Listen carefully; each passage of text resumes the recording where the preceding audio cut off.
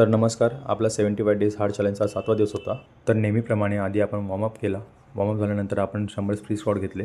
Free squat झाल्यानंतर पहिली exercise घेणार तुम्ही बार्बल स्क्वॉट. तर बार्बल स्क्वॉटवर फर्स्ट सेट मी 20 kgचा घेतला आणि 20 kg सेट झाल्यानंतरला माझा सेकंड सेट होता 40 kg. थोडं रेस्ट घेतल्यानंतर 40 kg लोड केलं आणि हा माझा सेट 40 kgचा आणि 40 kgचा सेट कंप्लीट केल्यावरती मी 60 kg लोड केलं. आज मी टोटल 5 सेट मारणार होतो, पण भाई 60 kgचा सेट मारताना माझ्या लोअर बॅकला इंजुरी झाली. तर लगेच मी बार रॅकवर ठेवला आणि एका साईडला जाऊन बसलो. तिकडे एक सर होते, त्यांना आवाज दिला.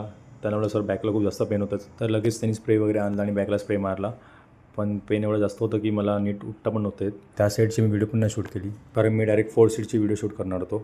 पण त्याच्या अगोदरच माझ्या बॅकला प्रॉब्लेम झाला. मग खूप वेळ बसलो, नंतर विचार केला काय करूया. नंतर मग बरं लाईट वेटने एक्सटेन्शन तरी मारूया. कसं तरी मारले जात नव्हते. ट्राय करत होतो की थोडी तरी मारतो लाईट. नंतरला मी थोड्या वेळाने स्ट्रेचिंग करायला गेलो, पण माझ्याने स्ट्रेचिंग पण नव्हती एवढं बेकार पेन होत होतं ना माझ्या बॅकला. बरोबर लोअर बॅकला झालं तर नीट बसता पण नव्हतं येत.